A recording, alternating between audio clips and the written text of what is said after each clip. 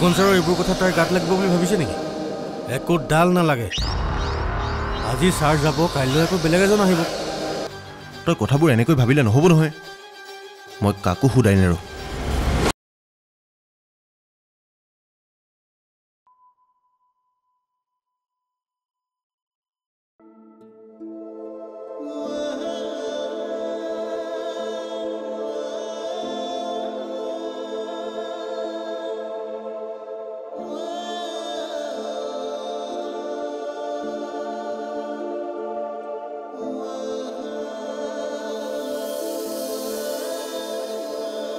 কিমান আশা কৰিছিল তাই, ইমান বিশ্বাসত লৈছিল সকলোবোৰ। কিয় তেওঁ তাইৰ লগত ইমান ডাঙৰ বিশ্বাসঘাতকতা কৰিলে? কেনেকৈ কৰিব পাৰিলে এইবোৰ? তেওঁ কথাই বতৰাই মানুহজনটো তেনেকুৱা যেন লগা নাছিল। আচৰিত, সঁচাই মানুহ চিনাটো বৰ আচৰিত।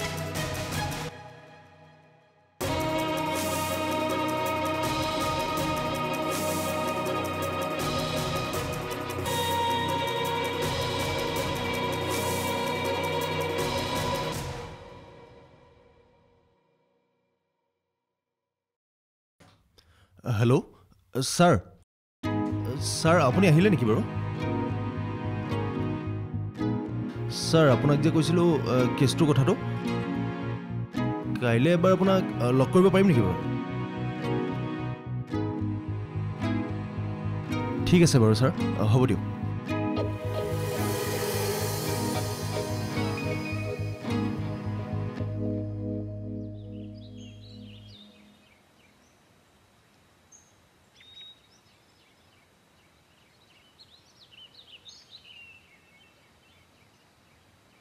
কাঞ্চন, চাওঁ এফালে চাচোন। আজি তই ভাল পোৱা ৰহৰ দালি বনাইছোঁ। আজি ভাতকেইটা ভালকৈ খাবি দে মা। চাওঁ, চাচোন চা, এইফালে চা। এবাৰ চা আকৌ কাঞ্চন, মুখখন নেমেল কিয়? মেলচোন মেল, ভাতকেইটা খা। এনেকৈ নোখোৱা নোবোৱাকৈ থাকিলে কেনেকৈ হ'ব কাঞ্চন? তোক মই কিমান বুজাম আৰু? কাঞ্চন, হয় কাঞ্চন, কাঞ্চন।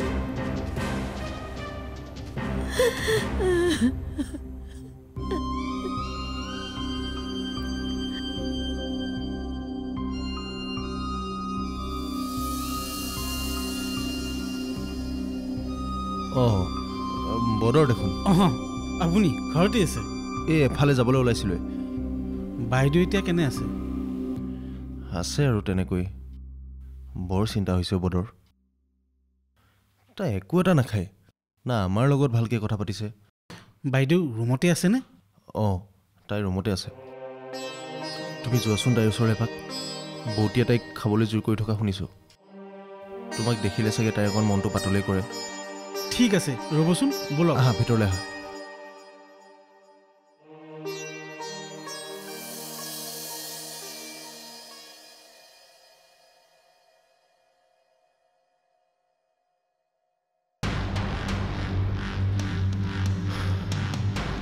সঁচাই কথাবোৰ বৰ বেয়া হৈ গ'ল। ইফালে অফিচৰ প্ৰেছাৰ, ইফালে কাঞ্চনৰ। কাক কেনেকৈ কি বুজাওঁ? না কাঞ্চনক কিবা ক'ব পাৰোঁ, না অফিচৰ মানুহক কিবা বুজাব পাৰোঁ।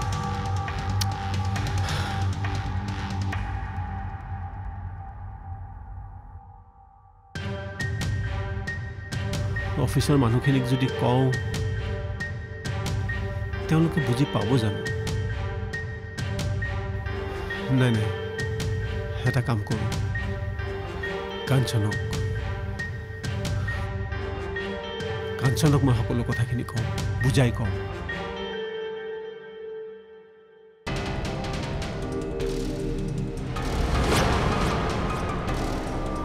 নাই, মই কোনো পধ্যেই আৰু তাৰ জীৱনলৈ ঘূৰি যাব নোৱাৰোঁ। সেইবোৰ এটা বেয়া সপোন বুলি মই পাহৰি যাবই লাগিব, নহ'লে ভৱিষ্যতলৈ মোৰ জীৱনলৈ বহু প্ৰব্লেম আহিব। যি এৰিলোঁ এইবোৰ আৰু মই ভাবি থাকিব নোৱাৰোঁ।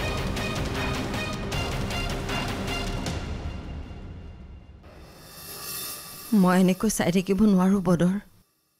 কি দুখ আছিল মোৰ ছোৱালীজনীৰ গাত। সিহঁতে যে তাইক এনেকুৱা ব্যৱহাৰ কৰিলে। জানানে, যোৱাৰ আগতে তাইক মই সুধিছিলোঁ থাকিবলৈ সুবিধা আছেনে নাই, মানুহবোৰ কেনেকুৱা। তাই মাত্ৰ মোক এটা কথাই কৈছিলে, তই ইমান চিন্তা কিয় কৰিছ বৰ্তি?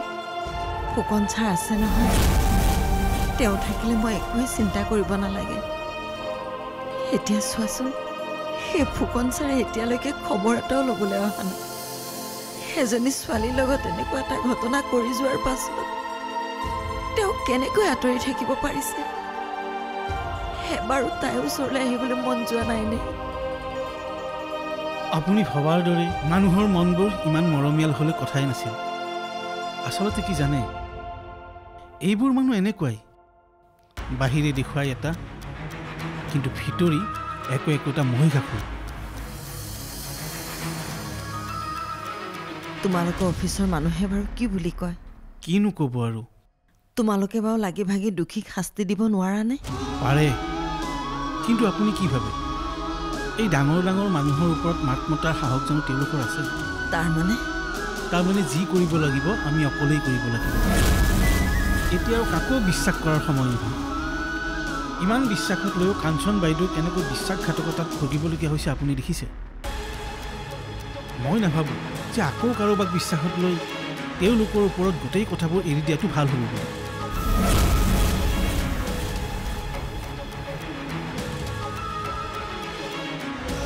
মোক তাই কোৱা মতে তেওঁ বোলে কাঞ্চনক বিয়াৰ প্ৰস্তাৱো দিছিল।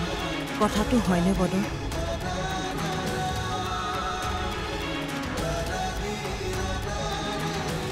কি হ'ল কোৱা আকৌ, কথাটো হয়নে নহয় বাৰু?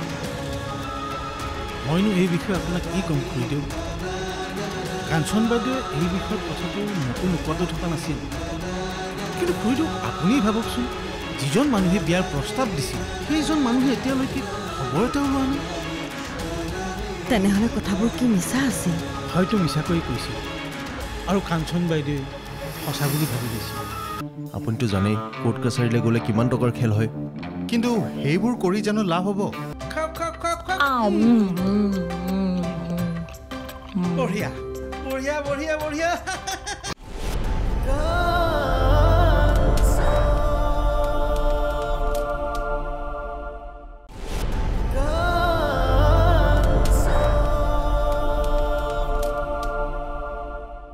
মোৰ ছোৱালীজনী অন্তৰখনৰ লগত খেল খেলা অধিকাৰ তেওঁ ক'ত পালে বাৰু? সেইবোৰ মানুহ নহয়। আপুনি এনেকৈ কন্দা-কটা কৰি থাকিলে নহ'ব খুৰীদেউ। কাঞ্চন বাইদেউৰ অৱস্থাটো আৰু বেয়া লৈ যাব। মোৰ ছোৱালীজনীয়ে যত্নৰ দেহ লৈ জীয়াই আছে বদৰ। চকুত চকু পানীখিনিও যেন তাই শুকাই গ'ল। খাবই লাগেনে শুবই লাগেনে একো বুজি নোপোৱাকৈ এটা নিথৰ দেহ লৈ জীয়াই আছে। বেয়া নাপায় যদি মই এটা কাম কৰোঁ নেকি? কি কাম বদৰ? বাইদেউ মই অকণমান খোৱাবলৈ চেষ্টা কৰোঁ নেকি? মই খোৱালে কি জানিবা অকণমান খায়েই। খাব জানো তাই?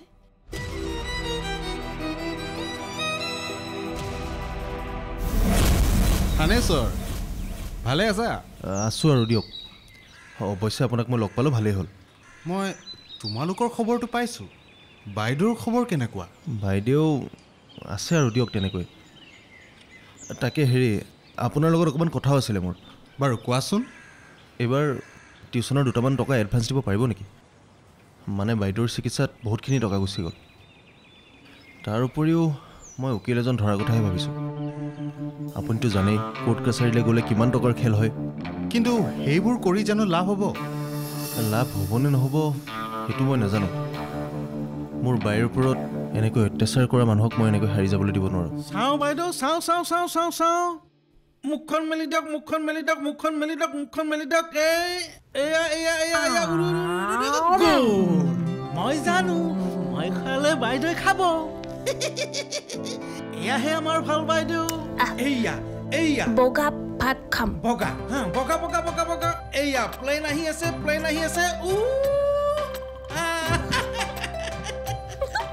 খাওক আৰু অকমান খাওক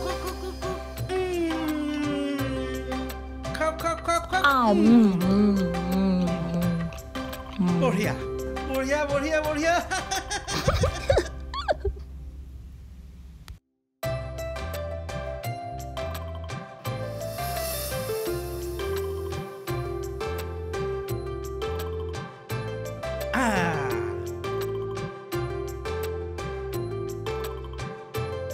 আমাৰ বাইদেউ বঢ়িয়াকৈ খাই আছে খাই খোৱা হয় ধৰিবলৈ যাম হ'বনে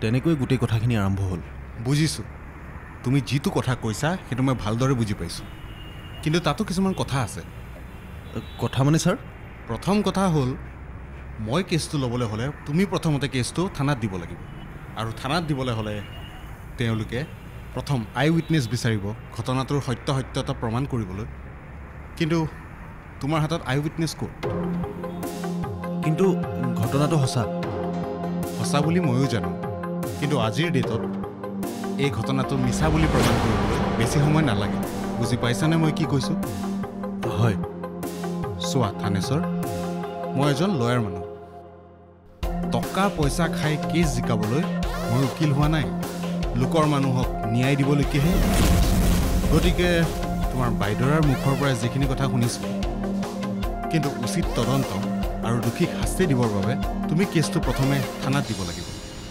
তুমি থানাত কেছটো দিয়াৰ পাছত সিমানখিনি মই চম্ভালি ল'ব পাৰিম আগতে অফিচাৰ এজন আছিলে বাইৰ অফিচৰে এজন ডাঙৰ মানুহ তেওঁৱে বাইক অনা নিয়া কৰিছিলে তেওঁ নিশ্চয় দেখিছিল বোধ হয় ঠিক আছে তেনেহ'লে তুমি তেওঁৰ লগত কথা পাতা তেওঁ কি জানে কি নাজানে গোটেইখিনি ভালদৰে জনাৰ পিছত থানাত কেছটো দি দিয়ে তাৰপিছত যদি কিবা চম্ভালিবলগীয়া হয় সেইখিনি মই চম্ভালি লওঁ আচ্ছা এইখিনি হ'ল মোৰ ন্যায় সম্পৰ্কীয় কথা ইয়াৰ পাছত আহিল তেওঁৰ স্বাস্থ্য সম্পৰ্কীয় কথা তুমি যিটো কৈছা তোমাৰ বাইদেউৰ স্বাস্থ্য একেবাৰে বেয়া গতিকে এইখিনি কামৰ লগতে তুমি ডাক্তৰৰ পৰামৰ্শ লৈ পেলাই স্বাস্থ্যৰ বিষয়ে তুমি চিন্তা কৰা কাৰণ কেছটো কোৰ্টলৈ যোৱাৰ লগে লগে তুমি জানাই কিমানবাৰ কোৰ্টলৈ অহা যোৱা কৰিব লাগিব বুজি পাইছানে মই কি কৈছোঁ ঠিক আছে বাৰু কিবা এটা কৰিব পাৰিলে ভাল হয় ঠিক আছে তেনেহ'লে কিন্তু মই কোৱা কামখিনি তুমি ইমিডিয়েট কৰা বাকীখিনি কাম মই কৰি লওঁ হ'ব ছাৰ আপোনাক কিন্তু বহুত ধন্যবাদ দেই ধন্যবাদ সেইদিনাখন দিবা সেইদিনাখন তোমাৰ বাইৰাক মই ন্যায় দিম যোৱা চিন্তা নকৰিবা সকলো ভালেই হ'ব মই আহোঁ হয়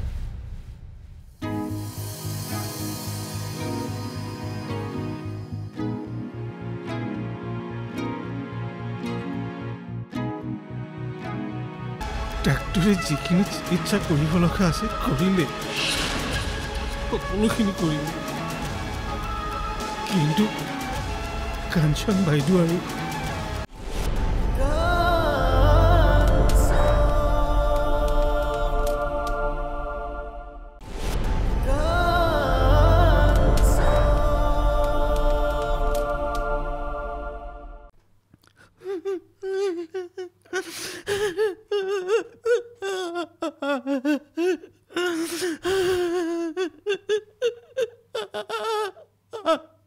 ইমান দিনে তই আমাক এইবোৰ কথা কিয় কোৱা নাছিলি বদৰ ভাবিছিলো লাহে লাহে সকলো ঠিক হৈ যাব কাঞ্চন বাইদেউ আগৰ অৱস্থাটোলৈ ঘূৰি আহিব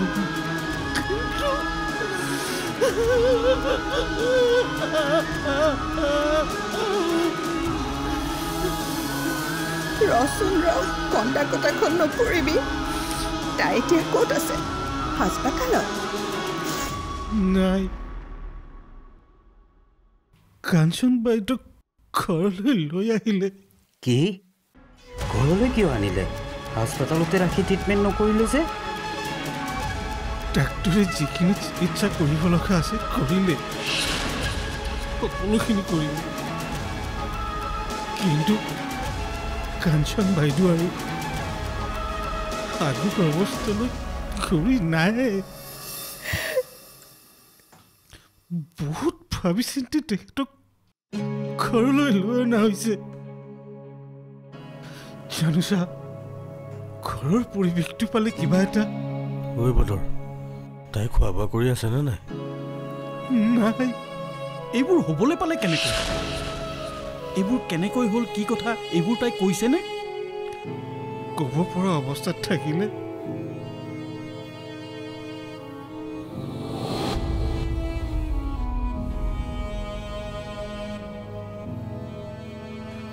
কোনো হাৰি নগ'লিহেঁতেন। শইকীয়া, কথাটো দেখোন ডাঙৰেই। তাই মানুহ চিনি পায় নে নাপায় অ' বদৰ?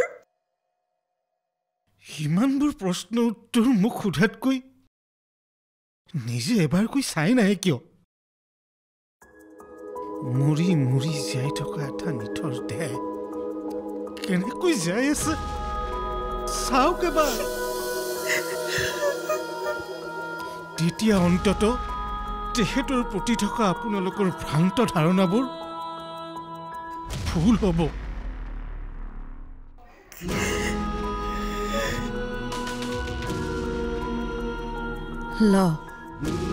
নোখোৱা নোবোৱাকৈ ক'ত ঘূৰি ফুৰিছিলি?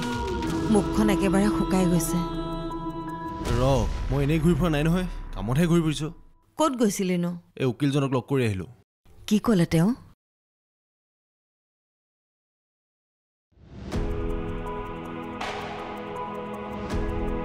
কৈছে মানে কেছটো ধৰাৰ আগতে থানাত কেছটো দি আহিবলৈ ক'লে। বাহিৰে বাহিৰে মই গৈ থানাত কেছটো দি থৈ আহিলোঁ। হয় নেকি? কিন্তু থুলু, এইবোৰ কৰিছ তই ঠিকেই আছে, কিন্তু মানুহবোৰে জানো শাস্তি পাব? শাস্তি পাবলৈকেতো এইবোৰ কৰিছোঁ বৰ্তি। বাই কেনেকুৱা কৰা মই এটাকো সাৰি যাবলৈ নিদিওঁ। তাইৰ জীৱন ধ্বংস কৰাৰ অধিকাৰ মই সিহঁতক দি থোৱা নাইতো। চাই থাক বৰ্তি, মই সিহঁতক কি অৱস্থা কৰোঁ।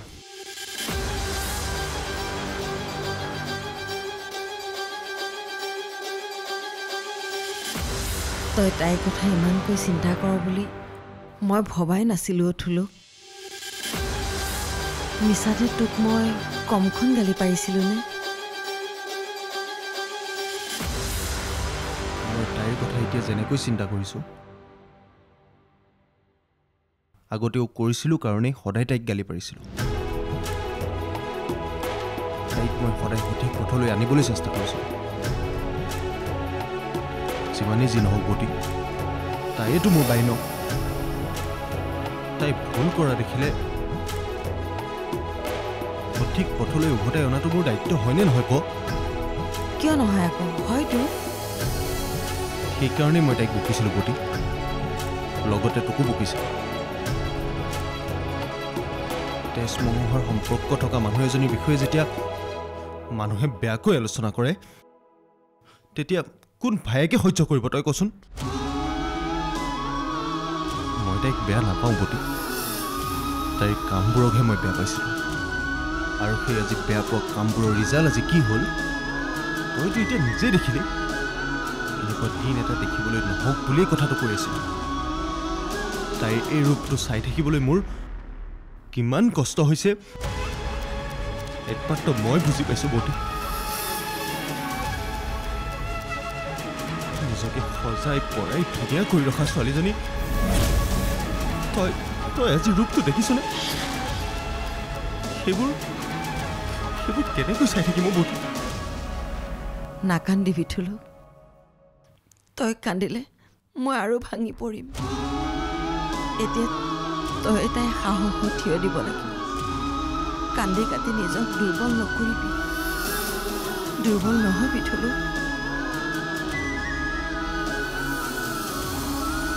কাঞ্চন